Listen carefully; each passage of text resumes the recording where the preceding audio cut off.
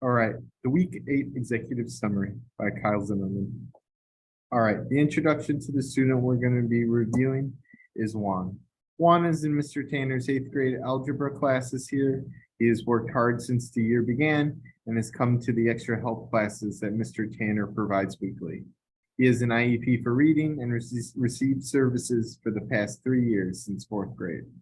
He has accommodations to have word problems read to him in math, as he is an English language learner.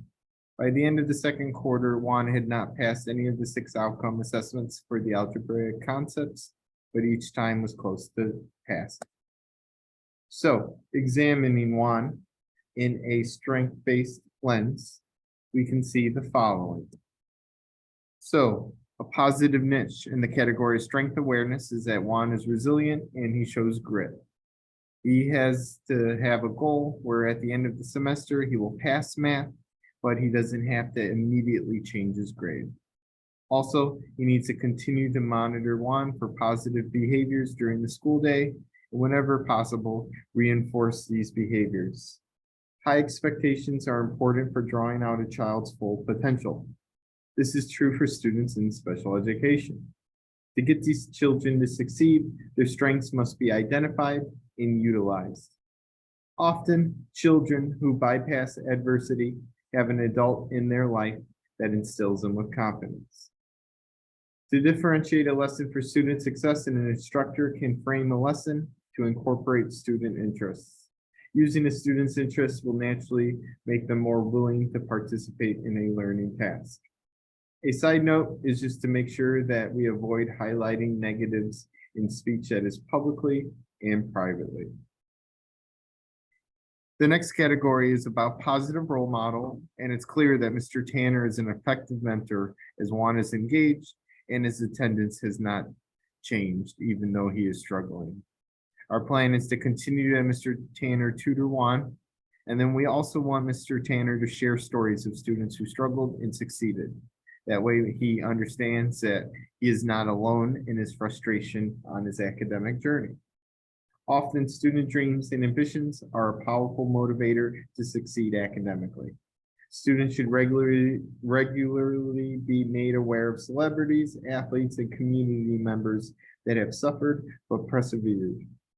These stories inspire students with exceptional needs that the disability is not the end of their journey. Moving on to our next category, with assistive tech and universal design in mind, we needed to have Juan create draft responses to word problems using text-to-speech. During tutoring sessions, we need to work with Juan to refine the text generated by technology. It is not a substitute, but a step in the process. Also, we want to train Juan to use technology to read text instead of an instructor. This way we could increase his independence. All of this is done because universal design is the notion that when planning an activity, awareness of students with additional needs are kept in mind when designing and implementing activities. Often, assistive technology that are used are wheelchairs, large print, hearing aids, text-to-speech, and interactive text. The next category is enhanced human resources.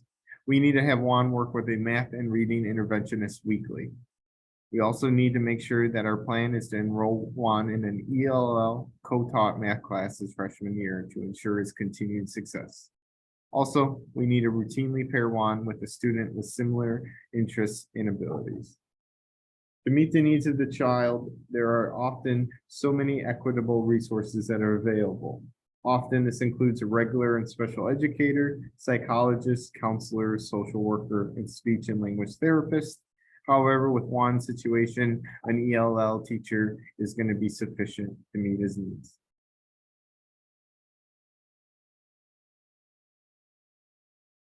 Next, we go to strength-based learning, and we are going to leverage his strengths to annotate word problems and reading passages to derive meaning. This will help chunk the information and enable his success. Each unit during the performance task, we're going to have Juan create drawings instead of using words to explain, and then this can later generate into some text. And also, we need to make sure that Juan previews reading passages independently before exploring the material in class. Ideally, this is going to be done with technology where he uses it independently to prepare. Within the special education program, we often acknowledge that traditional methods used did not work at first. This is okay, as not all evidence-based strategies will work for your child's unique abilities.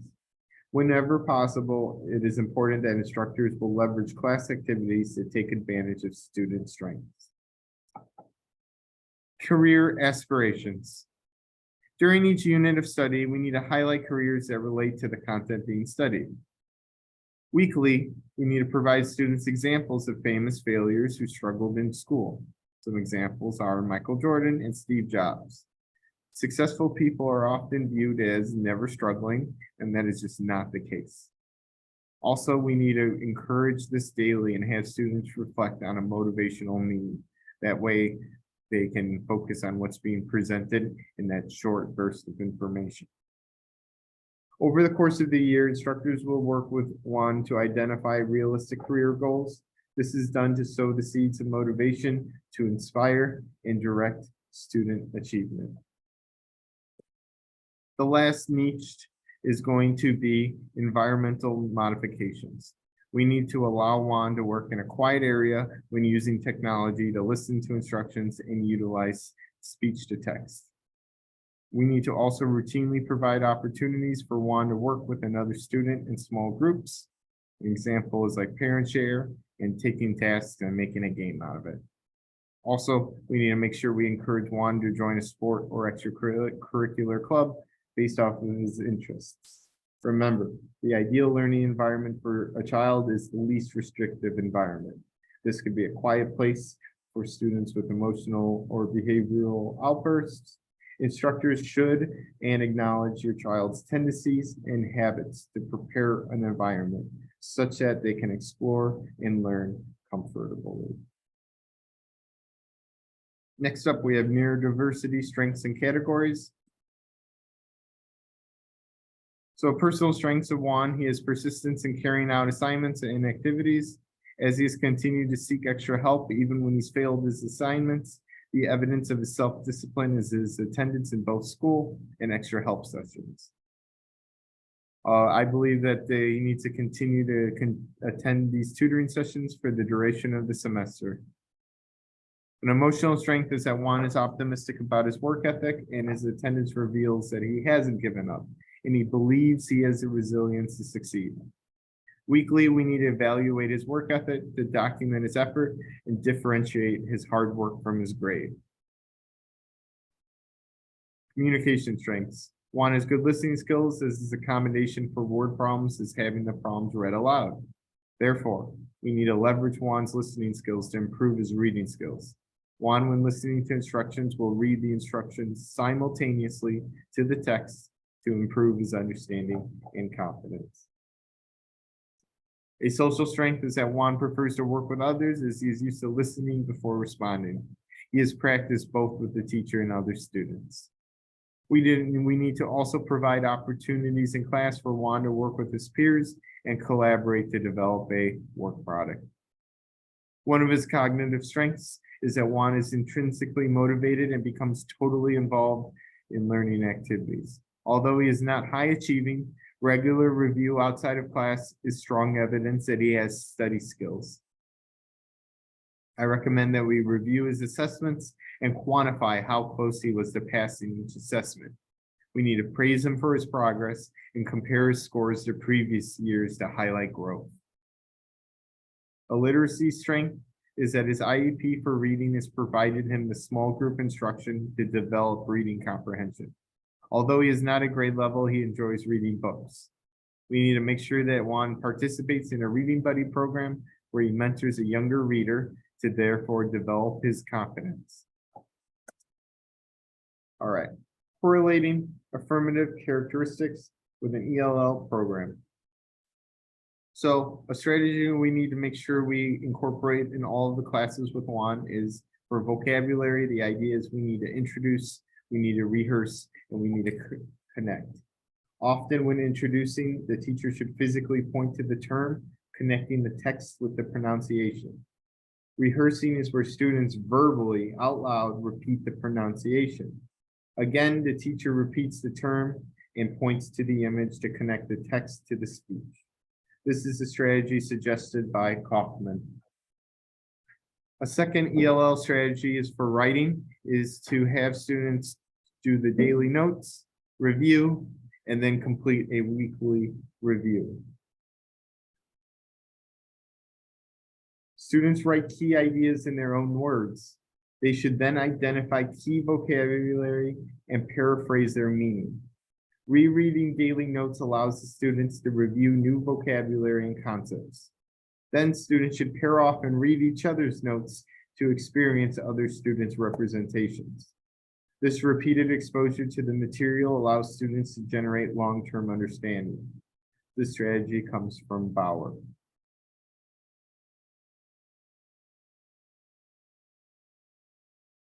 A third ELL instructional strategy is to have the students pre-read, read and highlight, paraphrase and annotate, to chunk and summarize. So students should start off by reading a text independently and preview the material. They should then reread the content and highlight key words. Instructors should observe and make sure students highlight conservatively. Different colors can be used to identify main ideas, details, and new terms. Students rewrite what they read in their own words. This process makes the students read more deeply and therefore improving their retention. The objective is to make notes that will make review easier later. Students will then reread the previous paragraph before moving on to the next. Supporting students' ability to identify information that is being presented throughout the entire text and not just the single period. Ending it with a summary will help students find the supporting details for the main idea, and then they can reorganize the information using Venn diagrams, charts, guided notes to facilitate the processing of text. Having answers allows students to be directed towards the learning objective. This strategy is brought by Moniz. So I've presented 4 ELL instructional strategies. Let's move on to ideas that we can do and implement in universal design. So here are 2 alternative assessments. I'm going to give you a moment to read and preview. Essentially, the key idea is, yes, they're both math tasks, but students have flexibility in how they show the answers. There is a list of what they need to include, but the style and format is up to them. They can include a PowerPoint, they could make a poster, they could make a video, they could make just a simple document. As long as they have the requirements at the bottom, they can leverage their strengths. Also, we need to make sure we have students work in small groups. Point 1, read through the prompt as a class, pointing towards the text again as we read. Then we have to have students informally work out the problem in their small groups. Tip 2, during the second workday, have students then generate a report how they see fit. Suggest that Juan uses pictures and tables to represent his thinking. So suggest making a short comic strip or cartoon about the explanation. Have students check themselves if they have a successful work product by reviewing the rubric. The teacher may also make environmental modifications within the classroom. This may include dimming the lights, playing soft music to provide background noise, and offering additional movement breaks and providing hands-on manipulatives. So a validated response to the problem-solving team is that the idea is that 1, he attends school regularly and he has demonstrated resilience in his studies. Although he has repeatedly failed, he has yet to give up and stop trying. Juan uses technology to overcome obstacles that emerge as he develops proficiency with English. So Juan is social. He shares stories with the class verbally. He struggles to find the words to write quickly. Teachers need to provide voice-to-text technology and rehearse and practice it. Juan has the capacity to identify unique solutions when problem solving and is creative. Therefore, we need to set fair level challenges for the students. Finally, Juan gives up easily when struggling, and the idea is that in order to make sure he doesn't check out, we need to say that he's just not there yet, implying that he will eventually reach his educational goal. An evidence-based curriculum that I suggest is the Cognitive Tutor for Algebra 1.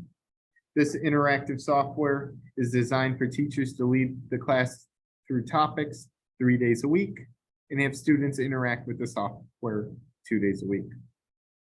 Number one, the reason why I support this curriculum is that all instructions are presented in both written and verbal form. They can be presented in English and Spanish. Therefore, Juan is able to listen to it in his native tongue and then listen it to English and make connections. Also, it's worth saying that technology allows him to repeat the instructions verbally multiple times to enhance his understanding. My second point is that self-paced instruction, which is based on his mastery of the material, ensures that the rigor is just right, enabling him to continue to grow. Students will continually practice independently, developing the confidence and experience necessary for long-term understanding and success. Finally, the third point is that this immediate feedback the program offers will help motivate and identify misconceptions. This cognitive software that checks their answers, it will review key skills that it deems necessary and will scale with the student's progress. Finally, collaboration with colleagues, parents, and students. So the idea is that parents should volunteer and assist with learning activities. The added benefit is that they will also observe their child and how they behave in school. When parents are in the school and classroom, they'll see the learning environment and how the teacher and students interact. Parents can use the information they learn when supporting their child at home. Being in the classroom will also give parents a better understanding of how the school operates and what educational programs are being used. The benefits associated with parental engagement are the result of positive relationships created through regular communication of both positive and negative observation. When families are engaged with their child's education, they accomplish more in school. This engagement increases the rate of student attendance and behavior. As a result, students whose parents play an active role in their education will graduate at a higher rate. Another point that I wanted to list is to have a list of resources that are available to support families. These resources can be assistance for families facing challenges such as unemployment, limited food supply, and a lack of internet. When a teacher anticipates common stressors and issues and are able to provide solutions, will enable families to succeed. When families succeed, the school succeeds. When communicating with parents, one must identify the emotions being felt by parents. This may be denial, anxiety, fear, depression, or anger. Families who don't speak English should have access to a translator and essential information in their primary language to acknowledge strengths by communicating process. Make sure that when you reach out to home, you highlight academic progress positively to develop a rapport with both students and parents. It's vital that teachers maintain an open line of communication to encourage familial involvement. This can take the form of a phone call, email, or video conference. It's important that the maintenance of private information and that teachers establish that parents are the primary decision makers. Trust will be established by the availability and the response time.